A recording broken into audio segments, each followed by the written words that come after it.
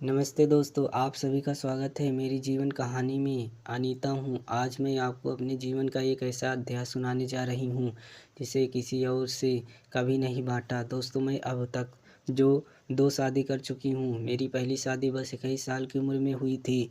मेरे पति का नाम रोहित था। रोहित से मिलकर ऐसा लग रहा था जैसे ज़िंदगी सजने लगी हो। लेकिन हमारे सुहाग के मात्र 6 महीने बाद ही एक भयानक कार दुर्घटना में मैं उन्हें हमेशा के लिए खो बैठी। जिस उम्र में लड़कियां अपने सपनों की महल सजाती हैं, मैं विधवा की काले कपड़ों में सिमट गई।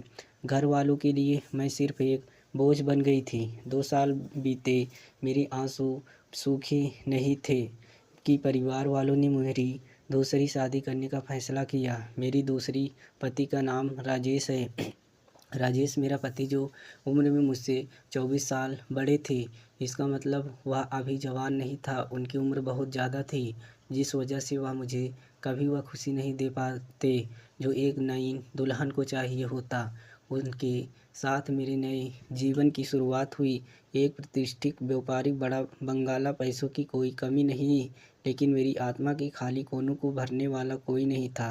मेरी माँ हमेशा कहती है, अनीता बेटी, तुम्हारे लिए तो भाग्यशाली हो कि राजेश जी जैसे अच्छे घराने में दूसरी शादी हो गई। लेकिन वह क्या जाने कि सोने के पिंजरे में भी पंछी घुटन महसूस करते हैं।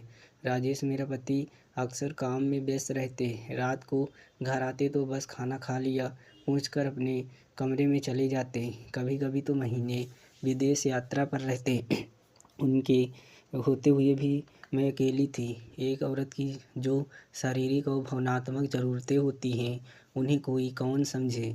घर में काम के लिए सविता आंटी थी, वे सब काम संभालती थी और मैं अपने खाली समय में सिर्फ टीवी सीरियल देखकर या फ़ोन पर फिल्में देखकर अपना मन बहलाती।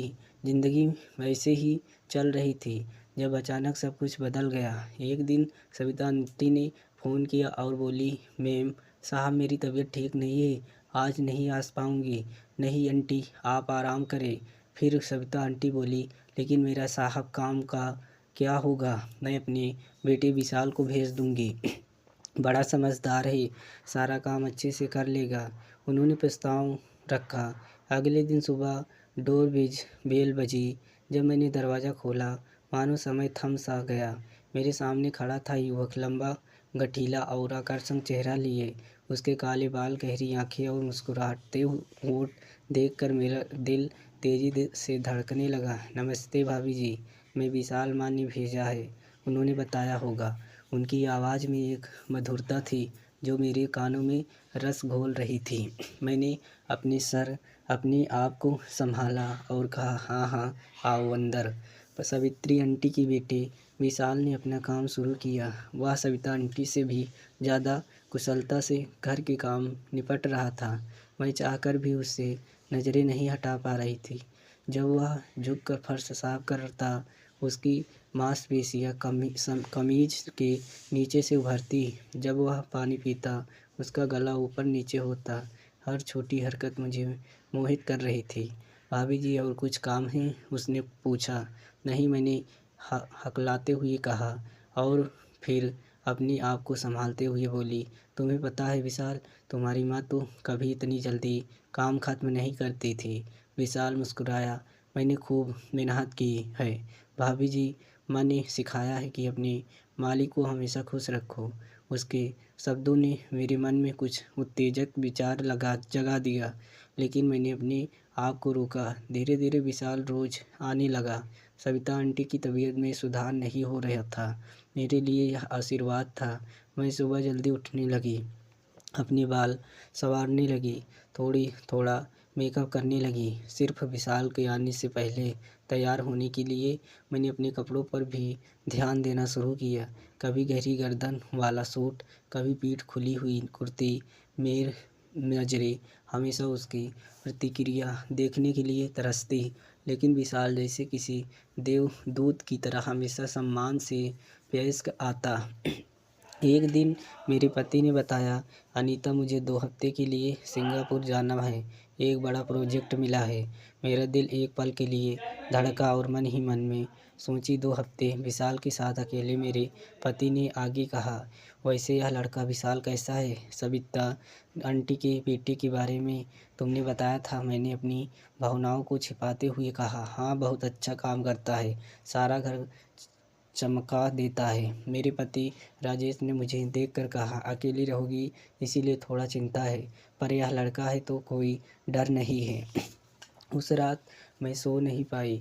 मेरे पति के जाने के बाद क्या होगा, इसी सोच में डूबी रही। अगले हफ्ते मेरे पति चले गए। पहली बार मुझे उनके जाने का दुहान नहीं था। विशाल आया और उसने घर के काम में लग गया था। मैंने उसे अपनी ओर आकर्षित करने के लिए हर तरीके आजमाए। कभी उसके काफ़ी मंगवाती, कभी कहती कि मेरे कमरे में पंखा ठीक करे। मेरे कपड़े और अधिक आकर्षण और उत्तेजन हो गए थे। एक शाम मैंने हिम्मत जुटाई और विशाल से कहा, तुम बहुत अच्छे हो विशाल, तुम्हारे साथ बात करते हुए अच्छा लगता है। विशाल ने मुस्कुराते हुए कहा, आप भी बहुत अच्छी हैं भाभी जी, मुझे भाभी जी मत कहो, सिर्फ अनीता कहो। मैंने धीमे से कहा। विशाल असहज हो गया। जी हुए मैं वाह कहलाने लगा। मैंने उसके करीब जाकर कहा, क्या तुम समझते नहीं विशाल, मैं अकेली हूँ, तुम अकेले हो, क्यों ना हम? यह सुनते ही विशाल ने एक कदम पीछे हटते हुए कहा, भाभी जी यह सब ठीक नहीं है, भाभी जी यह ठीक नहीं है, मैं यहाँ सिर्फ काम करने आया हूँ। वह कमरे से बाहर चला गया और मैं सिर्फ देखती रह गई। मेरे अंदर का तूफान और भड़क गया। वो मैंने इतनी हिम्मत जुटाकर अपने दिल की बात कही थी और उसने मुझे ठुकरा दिया। फिर भी मैंने हार नहीं मानी। अगले दिन मैंने अपनी कोशिशें और बढ़ा दी।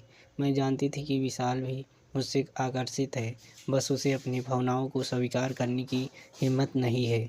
हर दिन हर पल मेरा दिल सिर्फ विशाल के लिए धड़कता रहा। मैं उसकी हर हरकत पर नज़र रखती, उसके चेहरे पर आती हर भावना को पढ़ने की कोशिश करती। मेरी चाहत थी कि वह स्वेच्छ से मेरे पास आए, मुझे अपनाए। मैंने अपनी सारी शर्म त्याग दी थी और अब मैं सिर्फ एक ऐसे मोड़ पर थी जहाँ मैंने अपनी सारी शर्म खो चुकी थी। पीछे मुड़ने की कोई राह नहीं थी। विशाल मेरे लिए सिर्फ एक शारीरिक आकर्षण नहीं था, वह मेरे अकेलेपन का साथी था, मेरी आत्मा का पूरक था। लेकिन विशाल हर बार मेरे प्रयासों को नज़रअंदाज करता रहा। वह मुझसे दूरी बनाने लगा था। जब भी मैं उसके करीब जाती, वह कोई न कोई बहाना बनाकर वहाँ से चला जाता। एक दिन मैंने अंतिम प्रयास किया। मैंने उसे अपने बेडरूम में बुलाया, फिर धीरे से कहा, विशाल मैं बहुत तन्हा हूँ, मेरा पति मुझसे प्यार नहीं करता, मुझे प्यार और सहारे की ज़रूरत है, या तुम मुझे वह नहीं दे सकते? विशाल चुपचाप खड़ा रहा। उसकी आंखों में एक अजीब सा संघर्ष दिखाई दे रहा था। मेरी सांसें तेज़ हो गई। क्या इस बार वह हाँ कहेगा? लेकिन विशाल ने सिर्फ इतना कहा, भाभी जी मैं आपका सम्मान करता हूँ लेकिन यह सही नहीं है, और वह कमरे से बाहर चला गया। मैं तलाश थी। मैंने अपने आप को इतना गिराया था कि फिर भी विशाल ने मुझे ठुकरा दिया। मैंने अपने बिस्तर पर गिरकर रोने लगी। क्या मैं इतनी बुरी हूँ? क्या मेरे अंदर कुछ ऐसा है जो किसी को भी नहीं भाता? लेकिन मेरे अंदाज की आग अभी भी धधक रही थी। मैं विशाल को पाना चाहती थी किसी भी कीमत पर। मुझे पता नहीं था कि वैसे कैसे, लेकिन मैं हार मानने वाली नहीं थी। अगले दिन मैं अपना सब रवैया बदल दिया। मैंने उससे सीधे कुछ नहीं कहा, बल्कि अपने व्यवहार से उसे यह एहसास दिलाने लगी कि मैं उसके बिना अधूरी हूँ। मैं कभी कभी उदास दिखती, कभी खुश, उसके सामने ऐसे पकड़े पहनती जो उसके मन में हलचल मचा दे। विशाल अब असहज महसूस करने लगा था। मैं जानती थी कि वह भी मेरी ओर आकर्षित है, लेकिन अपने सिद्धांतों के कारण दूर रहा है। मेरे मन में एक नई योजना आकर ले आई रही थी। अब मैं उस युवक को अपना बनाकर ही रहूँगी। एक रात मुझे नींद नहीं आ रही थी। मेरे मन में विशाल के प्रति बढ़ने आकर्षण ने मुझे बेचैन कर रहा था। अचानक मेरे मन में एक विचार आया, शायद अगर मैं उसकी मदद मांगूँ तो वह मेरे करीब आएगा। मैंने अपने आप को साधारण कपड़ों में ढाँका और रात के सन्नाटे में सीढ़ियों की ओर बढ़ी। मेरा कमरा ऊपर मंजिल पर था, जबकि विशाल नीचे नौकरों के कमरे में रहता था। जैसे ही मैं सीढ़ियों से उतर रही थी, मेरा पैर वास्तव में फिसल गया और मैं गिरने लगी, और मेरी चीख पूरे घर में गूंज रही। चंद सेकंड में ही विशाल दौड़ता हुआ आया, उसके चेहरे पर चिंता के भाव थे। भाभी जी, आप ठीक तो हैं? उसने घबराहट से पूछा। मैं दर्द से कराहते हुए बोली, मेरा पैर शायद मोच आ गई। मैं भी उठ नहीं पा रही थी। विशाल ने मुझकर झुक कर मेरे पैर को देखा और फिर कहा, आपको तुरंत कमरे में ले जाना होगा, अगर आपकी इजाज़त हो तो। मैंने दर्द भरी आवाज़ में सिर्फ सिर हिलाकर हाँ कर दिया। विशाल ने धीरे से मुझे अपनी बाहों में उठाया। मेरे शरीर के उसके शरीर से लगते ही मेरा दिल तेज़ी से धड़कने लगा। मैं उसकी आंखों में देख रही थी और पल भर के लिए मुझे लगा उसकी आंखों में भी कुछ था, शायद चिंता से ही कहीं ज़्यादा कुछ। वह मुझे धीरे धीरे सीढ़ियों चढ़कर मेरे कमरे तक ले गया।